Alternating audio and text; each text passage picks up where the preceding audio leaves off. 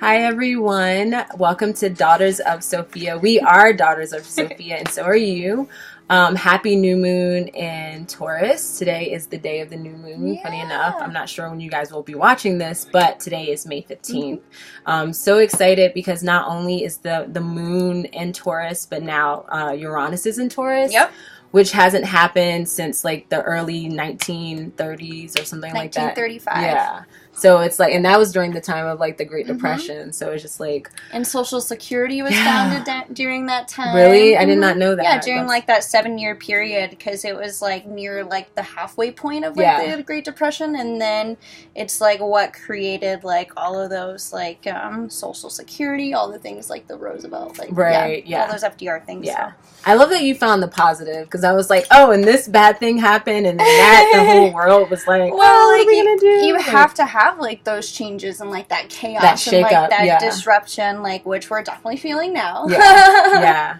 And like, you know, it has to do with the earth. And like, you know, there's a lot of weird things going on in the earth right now. Like, you know, with with earthquakes and volcanoes, but you know, it's kind of a shift. That's interesting too. I like that you said like shake up because that's literally what Uranus does. Like it's we're Aquarius, yeah, we're so both we already know Aquarius. But Uranus is our ruler, so we get it, and it's just like that like shake system or that liberating feel, but it's like a sudden thing too. Or can be sometimes where it's just like this needs to happen, we need you to liberate you from the chains, and that's the whole like rebellious like going against the status quo and like really standing up for like people that can't stand up for themselves. And I feel like we're gonna see a lot of that within our like natural resources, within like our financial system, just a lot of people, because we're so out of balance with everything. It's like it's crazy, but I feel like things are coming around in a sense. Yeah, maybe like this out of balanceness, it'll cause something that's really hard for us to go through, but then like afterwards it'll make it a lot easier. Like in 7 years. Yeah, in 7 years. When Uranus is not into it. I mean, it's definitely going to be like. But I don't know. That could be a thing. It could happen like, you know, 3 years from now. Like, you know, this year or next year. Like, there's supposedly the guys who predicted like Donald Trump's presidency, like the whole analytics group. They're also predicting a crash sometime between 2020 and 2021. Oh yeah, like, I totally see and that, so like after that crash, which is in 3 years ish, and then so that'll be that halfway point for Uranus, and then like afterwards, who knows what will happen? Maybe that'll be like a rebuilding time. Maybe that will be finally us being like, oh, maybe this isn't working. Like maybe we should actually do something and change it. Right. And so no, I totally understand that. Yeah, 2020 we'll see. is like supposed to be like a golden year. I mean, obviously, there are some things happening too astrologically that support everything you just said that I remembered. I was like, oh yeah, that's right. So, I mean, stay tuned. I'm like ready for it. I'm like bored with like, you know, as Aquarians, we're just like, yeah, it's fine. Like, we'll figure it out. We'll just like mix it up a little bit. Right. So, thanks for watching this, guys. So we are actually both in the same study group. I'm working with, or now I guess both of us are working with Pamela Erlin, and you can find her on YouTube. You can find her at PamelaErlin.com. But she actually teaches these spiritual development classes along with doing channelings. And so Leeci watched one of those videos. One of the channelings with me is the Magdalene order. And I didn't even ask you to. You were just like, oh, yeah, so did you see this, like, class list or, like, the schedule for May? And I was like, yes. I was like, did you I helped to, like, definitely, like, vote on some of those. Like, a lot of the ones I wanted to get, I voted on. I was like, yes. Right? Yes. I'm like, yes, I need to get it because, like, we're on the same wavelength, so we want all the same things. Yeah, but, pretty much. Yeah, so it was awesome. I didn't even ask for you to sign up. And, like, so we've been watching these different channelings in these classes, and we want to kind of just discuss what it is that came up, like, in the channeling. So the most recent channeling was, it was the Lemurian Collective or Lemurian Sisterhood. Yeah. And so that was all about the divine feminine from the Arcturian and Pleiadians. Yeah. Oh, Pleiadians. The Seven Sisters was like the ones that they were mainly channeling. I think the Arcturians they spoke about like once or twice. But I think that was. But just, it was like, the Seven Sisters, right? Okay. Yeah. Yeah. So we're gonna talk about like the things that came up. Yeah. So the first one was about twin flames. And you've actually been looking into twin flames a bit lately. Yeah, it was really interesting, like, kind of how it happened. The week before, I used my pendulum a lot to kind of ask it questions, and then I know the answers. I have some, like, kind of the same questions I ask over and over, and the same ones I get every single time, and that's really kind of awesome too. So this time I asked about my twin flame, and usually a twin flame is someone who you have an intense relationship with, someone who propels you forward, but usually it depends on who you talk to. It's not necessarily the most healthy thing, but eventually it can be. You can take it to the point where it's like, this is someone that you've come into contact with and you had a contract with them, and then you carry it out, and then it's like something that makes you grow. And like a part of being in this human form is just embracing the emotions, and I feel like that's a part of a huge lesson of a twin flame, is like you actually have to, you know, embrace those other emotions with other people, but you also have to like look at yourself a lot too, because if you're not okay with yourself, then you try to project and you grab towards other people, and it's kind of a good lesson to be like, maybe I am my own twin flame, like maybe, and that's kind of what I've come to like learn, is you're attached to like, you know, a higher angelic self. Right. And so for me, like I see it as maybe you don't have an angelic flame in like this dimension, but who's to say you don't have one in like the fourth or like the fifth dimension as well, in like the third. Right. Well, that's super interesting to me too, because like, so I feel that for such a long time, in like a couple years, I felt that I met my twin flame. I was like, oh, I met him. I got that done. Like, it didn't work out as I read. And like, everything is like, it's not going to ever work out. You can never be together. Like, it's going to be so intense. It's going to be so loving. And then it's just like, you guys are going to hate each other. It's going to like explode in your face, which is literally what happened. Like, if I saw him on the street today, and there's like he's probably the only person that has like any ill will towards me. And I don't think he does, but like it didn't end very well. You just feel it. Right. I was like not myself. He was not himself. Like, so it's just interesting, like thinking about that. And then we had not had a conversation, but this happened maybe a month ago. I had this, I think it was during a meditation or something. It just came across that like, oh, that guy was not my twin flame. Like, but also it doesn't really matter, because you can like choose who your twin flame is, one, and really it's you, like we were talking about before. It's like and that like I didn't come to that last part until we talked about it, but like before I was like, oh, that's interesting, because it wasn't him, and I was like okay with that. Like it felt right, because I'm just like, why are we romanticizing these like turbulent like relationships? So I mean, it's just like coming to that realization. I was like, oh, wow, I think you're right. I think it's like a way that a lot of people try to deal with bad relationships. And so they're like, you know, everyone has these, so it must have been like this and that. And so they create it, and everyone's like, yeah, I had that too. Like, of course, it must be that. And so even though you kind of step back, it's like, okay, guys, like, you know, are you really projecting what you're feeling onto another person, and like you're wanting it to be that, or are you actually feeling it? And like maybe you should look at yourself and like figure out what you want, instead of like reaching towards others and trying to help them first. And I feel that because like so many people, like everyone will have at some point, I'm sure, that one relationship that was just so on and then like so off. And so then you're like, oh, okay, that makes sense. That's my twin flame. And then there you go. Which, I mean, that's how we define it. So that could be true. But at the end of the day, I feel that like, first of all, I feel like these people that we do have this particular relationship with is someone that like has strong karmic ties for some reason or another, which that's relevant. But I also, like we were just saying, like it is about like you're your own twin flame, and you have this aspect of balancing the divine feminine and the divine masculine of yourself. Exactly. And it, like, you going back, it's all the story that you want it to be. Like, it doesn't really have to be anything other than the story and the power that you give it. Right. So if you give it like a ton of power, then it's going to just create and perpetuate that story. But if you step back from it and kind of dissolve that story, it makes it a lot easier to be like, oh, it's, you know, a different perspective. But a lot of people don't want to look at themselves. I think that's kind of a scary part is like whenever you have to deal with your own feelings. It's easy to look like outside of yourself than like look within and be like, oh, what's wrong with me? Like, like maybe these feelings of inadequacy that I'm projecting on this guy is really just me not taking action in something, and so I'm afraid, and like and that's just causing all these other bubbling, welting feelings, and they just cascade. Right. And you don't know what to do with them. So what do you mean by the story? Like, the story. Like creating your story, just so in case you guys are wondering. I think it's I'm actually trying to do it as like a practice, is incorporating being like, what is my story that I want to tell today?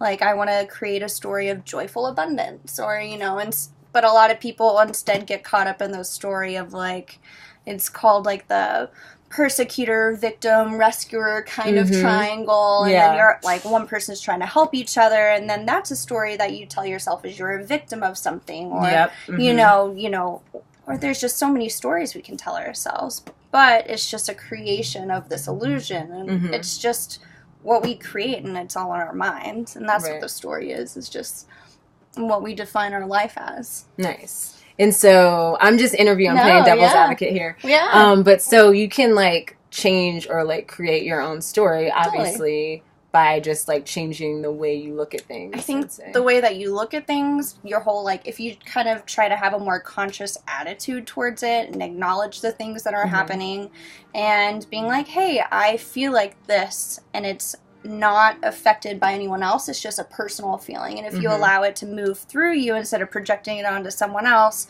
it makes it easier for you to continue forward and create a happier story. I don't know, I got caught up in that like a lot. No, and that came up too in the the channeling. And so I feel that similar thing, and it's obviously all tied in together, but it's like the whole power of belief. Like when you're saying, if you believe this story, you create this pattern in your mind of like, I'm either the victim or like, whatever, like the case may be. But it's just like having that belief system and then feeling it, like backing it up with the feeling as well, makes everything like super intense. And it's like, that's how we create from this belief system, or like that intent too with that. So I think that all of the stories are personal. Like it's just like a belief system is personal. Not everyone's going to believe the exact same thing. Even if you're in a similar faith, you're probably one person may believe in angels while another person may not, even though they both may be Christian. Right. And so it's just every story and every belief system is different. Only we have the choice to choose which one we want to follow. Do we want to follow one of love and helpfulness and compassion and kindness, or do you want to take one that's more fear-based and something that's more worried and anxiety-inducing? Right. Which you can definitely feel the energies of both of them. Like one is definitely frantic and like all over the place, while one is serene and calm and feels more in tune and flowy. Right. And that's the thing too. I definitely see how like just creating your own story just works with the belief behind it, because it's like, if you don't believe in your personal truth, like if you connect your story to your truth, which there's that element of like integrity and authenticity, all of those things like tied in. So if you create a story that doesn't have any like foundations and that doesn't feel right, then it's like your whole like being or the way you see things are going to be from that distortion, instead of it being on the flip side where you just feel and you believe that this is true and you have this story about yourself. And it's like, it's when you're like a teenager or when you're in school and stuff and everyone has this like, you're stupid, you're dumb, and you're just like, and after a while you believe it because you're letting them write the story for you and you're putting the intent into it unintentionally. I mean, but it's still there. I think that's like a lot of basis of like I guess like Kundalini chants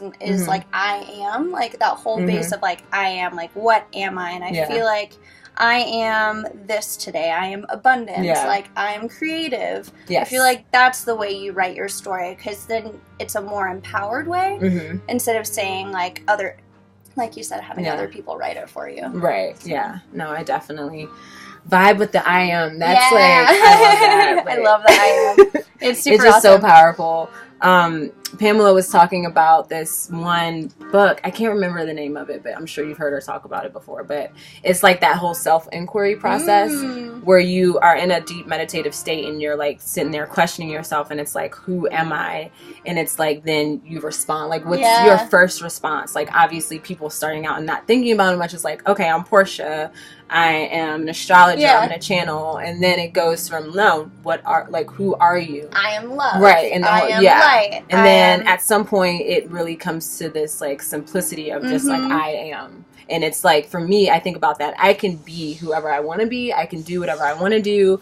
And I can create. And that can go in one way or the other. Like, it just depends on the intensity and the passion and things. And you can also look at the I am as, like, the oneness of everything that's behind it all. Like, the I am is, like, the source. And, like, that's, like, almost, like, the source tone. It's, like, that's where you can be so many other things, but what it comes down to is I am. It's the conscious being that's observing through you, that's, like, always, like, the witness, that's, like, the observer that's always there watching you. And I feel like that's why you can, like, break out of these patterns and break out of these stories, because you're able to tap into that deeper consciousness and step back and be like, maybe that doesn't serve me anymore. Like, maybe that story, that fear-based story of, you know, worry and lack and, you know, not being able to make enough is not working anymore. And, like, then you can start changing it into something different and more positive in your life. Yeah.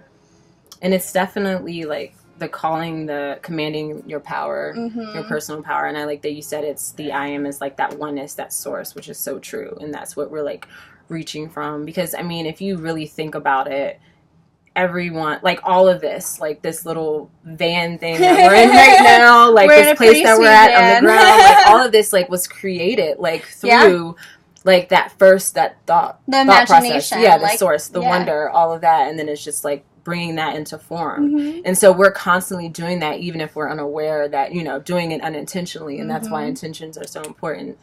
So I just, it all makes sense. And so it all just comes back to the same thing. Yeah. Definitely. Like the belief system and the story, they all interdepend on each other and they intermingle and they kind of cross paths. Yeah. And that story is, you know, whatever story we want it to be. Right.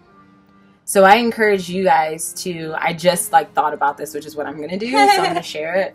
But since Uranus, like we have this fresh energy, this new 7-year cycle, I would encourage you with, which I'm doing, what I'm going to do is write my own story, just like a brief, you know, whatever. I'm just going to let it flow, automatic, of how I want what I want my reality to look like, you know, for the next 7 years. That's a really, I like that idea of like the next 7 years. I've done one before whenever I wrote the story of like someone telling me about like who I am whenever I'm like old and like when I'm like living. It's like the crazy like the lady who lives up on the top of the hill and who has like I went into a whole detail on like how I wanted my house, like wanted the layout. Yeah. So I like the 7-year cycle one. I like doing it daily too. That's like definitely. I've been enjoying that a lot. Like being like I've been trying to write down, like, the 5 things I'm grateful for. Yeah. And then, like, you know, what story do I want to tell today? And, like, do I want to tell one of, like, stillness? Do I want to tell one of serenity or whatever? Yeah. I feel that. Yeah. So is there anything else that you want to bring up or talk about? I mean, that was definitely, like, what we wanted to talk about. But we can keep going. Part. I'm trying to think about, like, the other... Whenever we were listening to, like, the Lemurian goddess one, I'm trying to, like, remember if there was anything. Oh, there was the part about the diet. Oh, that was interesting. That was interesting. Yeah, that was... And it's interesting because I've always, like... Or not always, but the past couple years, I've come to the realization of, like, eating an energy, and it's, like, absorbing the energy of, like, what's happening. And just with our food industry, just, like, the energy that they put into it, how it's so, like, bad, and it's, like... You know, I'm a firm believer, do what you want to do. If you want to eat meat, it's your body. And I definitely still agree with that. But I think from a bigger perspective, it's like this system has got to go. Like this system of mass production of food. And I know it's like, you know, heavily in this country and other places where it's like they don't even have food. Like people are starving. It's just this like this distribution or like imbalanced distribution of like resources. I think it's so hard to like cut and dry it as like everyone needs to like have like just go strictly vegetarian because like one of my friends, like she was a vegetarian for 7 years, and then whenever she like had to go to the doctor because she was like her hair was falling out, even though she took like all the right minerals and nutrients, it just was not like doing well for her body. And like she's not a fan. She's like, what she doesn't like cooking meat because she will walk in and say it smells like death. And so but her body needs it, and that's just like, I personally like I'm trying to adjust my diet more for like inflammation, and so that does have to do a lot. But like I'm trying to go more vegetarian, but it's hard. Like no, it is. I love, and that's because of our culture too. It's just like that's it's like, definitely a But I love orange chicken and sesame chicken. And it's so hard. Well, it's like I love sushi. Like I don't eat meat or I eat fish, so I'm a pescatarian. But then I also don't really do dairy. So, but like it's like sushi. I had sushi last night, and I was I'm so jealous. This is so I've been craving sushi for like a hot minute. Like, and it's just so weird because like Colorado's a landlocked state. I know, and it's so weird to me, and I don't know because I have had unfortunate experiences here. Oh no! It was not as Zama. No. It was actually like at an oyster bar, and it was for an anniversary, and it was a rough anniversary. Yeah, that's like. It's just like, and it's just because like I'm like, do I do it? But why not? Other people recommended it. Reese is fine. I eat it. Yeah. No good. Yeah. I mean, sometimes. I know. I don't know. It's hard. But they tasted so good. It was just so sad. Yeah. The diet thing. It's super interesting. I mean, I'm the biggest believer of, like, do whatever feels right for your own body. Because I know people in your situation. I know, because I actually went pescatarian, and then I was like vegetarian for maybe like a year, and it was the same thing. Like I needed some protein, so I started eating fish again, and it's been fine. It's been like 9 years, so like it's solid. But it's like I know what makes and that's the thing, I tapped into my body, and I was like, oh, I'm just gonna try this out because my friend was pescatarian. I'm like, we always eat together. It's easy, you know. And so I feel that when people, if like, as long as we're not shaming each other, that's the biggest thing. Like, I think it's fine, and like give people, like, allow them to do what they want. Right. Like, yeah. But I mean, I wasn't really surprised when that came up because like in other channelings and just like the channeling workshops, like that definitely comes out just being like clear. And it's like the energy that animal experiences when they go through that whole thing is like you're eating that. Like, so agree. It's like that transfer of energy, and it's like do whatever you want, but just like for myself, I can feel it. That's like whenever I'm trying to do things like this, or whenever I want focus, like I definitely like will eat more vegetables. Like I'm not gonna have like any dairy, like any grains, like anything heavy, like a salad, like juice. And I can tell like that's what personally my body has been craving lately, is just like a lot more vegetables and like, you know, maybe a protein bar, but it's just not like heavy, dense like foods as much as it was. And I'm okay with that because I feel brighter, like you feel like a little more clean through it, so it's kind of like a nice feeling as well. And that's how I feel like it should flow. Like you just flow with it, and you're like, this is what I'm feeling. What does my now. body feel today? Right? Yeah. Like, bitch, you want to eat some chicken? We're gonna eat some chicken. Like, we're gonna eat sushi today. So. Yeah, I totally, definitely. Do you guys hear that music? That's so funny. It's wonderful. It's awesome. So, we're at this really cool place called Invisible City, and our friend Nicholas is outside playing the accordion for us. He's actually going to, like, found this out. I chatted with him. He's going to Bulgaria and, like, gonna go live in a village and, like, learn, like, their, like, folk music. And, like, before that, he's going to, like, an intensive in, like, California where it's, like, folk dancing and, like, the whole shebang. And it's, like... That's so awesome. This is, I'm like, live your life, people. Like, this is what people are actually doing this. Like, it's great. Like, you can make a life as an accordion player, and it's pretty sweet, and live in an old synagogue in the middle of Denver. It's dope. Like, it's pretty sweet, and hang out in a air van too, seeing what happens. Right. We had to pop some windows open here. It's just like, whew, really hot. Yeah, it is. It's nice though. I don't know. It's been a little chilly and a little rainy. Yeah. I'm glad. Like it's nice out. So there was the diet, and then there was the activators. Oh, yes. I thought that was super cool. I asked a few questions, and a few of mine. Was that a response to one of your questions? Yeah. So it happened before. So mine, like, led into it. So my question was about, like, she answered as, like, the Divine Sisterhood, and that's when she went into, like, Isis and Sophia and, like, all those cool things.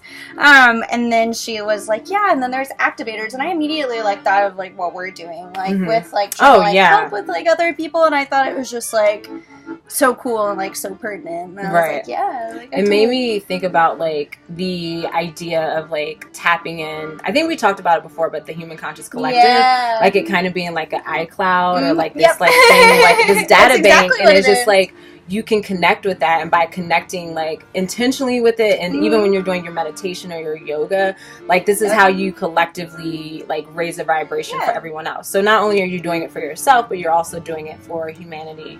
And so that made me think about, like, just the whole going to different, like, sacred spots and doing rituals and, like, talking about this stuff and, like, doing our, like, journaling and automatic writing, all of those things. It just, like, it helps everybody. And even sharing it with, like, other people. Like, I, at first, was so hesitant to talk about it at work. And then I started talking about it, and everyone's like, tell me more. Yeah, right? And I'm like, okay, I can tell you all of this if you really want. And then, like, and then I'll talk, and then there's a point when I'll, like, look at my friend and their eyes just kind of like glaze over. Yeah, after a while they're just like, wow. Like, that just went right over my head. Like, I feel so bad, and I'm like, because I'll like stop and catch myself and be like, I'll stop there. Right. Yeah. I could keep going. Yeah. But I'll stop right there. It's going to get really weird. Yeah, it's going to keep, if you're already lost right now, then you're going to keep getting more lost. And like, it's just not. And this is why we became such good friends, like, right away. Because they're just like, oh, you're into this? You're reading this book? Like, a lot of the books we read are the same.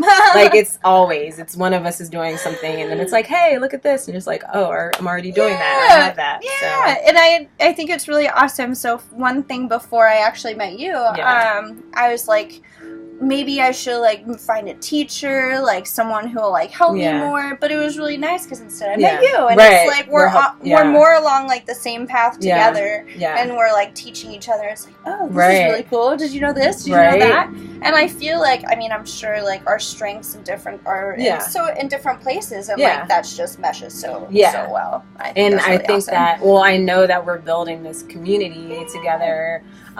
In this, like, and I love it because it's like you might not be able to reach like every single person on the planet, but it's like if you can like find people like around in your like local areas and things of that nature, just to have that like community and be able to like be like, you know, have this conversation or this type of interaction with people that's like authentic and intentional. Do you know the story of the starfish? I don't think so. So there's a story of the starfish, and this little girl's walking across this beach after a storm, and there's starfish as far as the eye can see, like both sides. And so this little girl picks up each little starfish, looks at it, and then like puts it back into the ocean. And she walks along the beach one at a time and does it. And this old lady comes up and she's like, little girl, what are you doing? Like, I don't know how to tell you this, but you're not going to get to every single starfish on this beach. Like, it's midday, it's, you know, by the time you get to Oh, that's so sweet.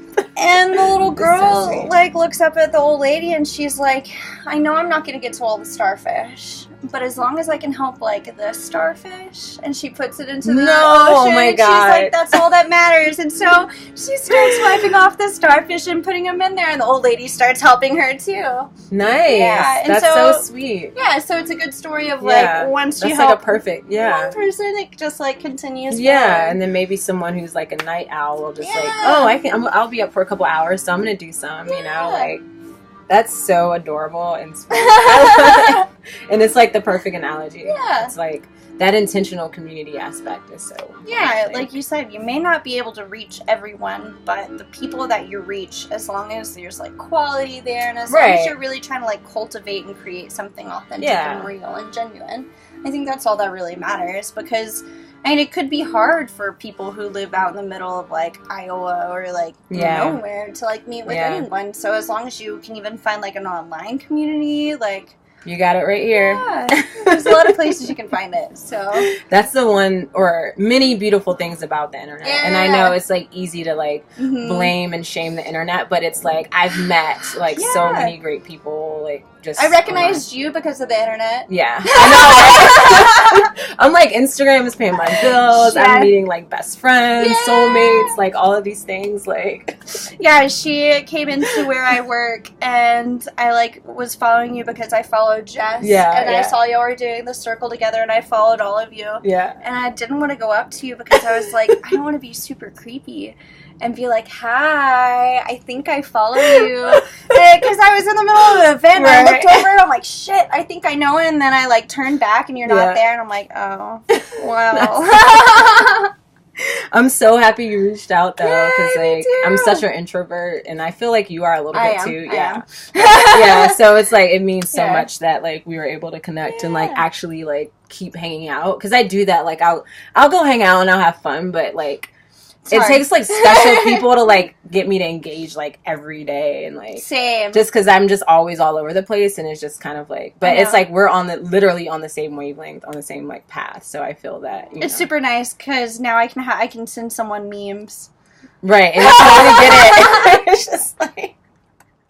All the weird memes Did you, I don't know if you saw that one that I sent you on with the Jesus one because you never, like. Maybe. It was ridiculous. I probably did. It was Jesus. There was like a guy on the floor like begging Jesus. He's like this. and Jesus was like, I'm not gonna cure. He was like, I think it was Peter actually. He's like, Peter, I'm not gonna cure your hangover. And he was like, well, you turn the water into wine, you fucking asshole. I was like, that's awesome. Right? I was like, are you serious? I love the theory. So the theory that the reason they had to turn wine into water is because they were celebrating Jesus's wedding.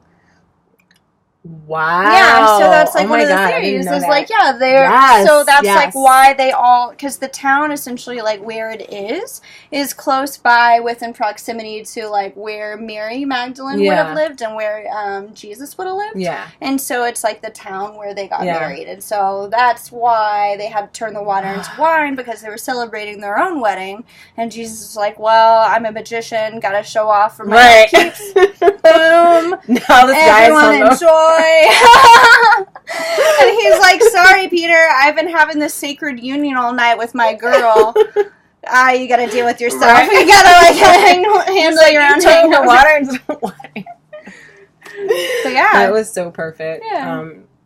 But there's a good theory for you. One of the many. Just like Jesus was a mushroom. Right.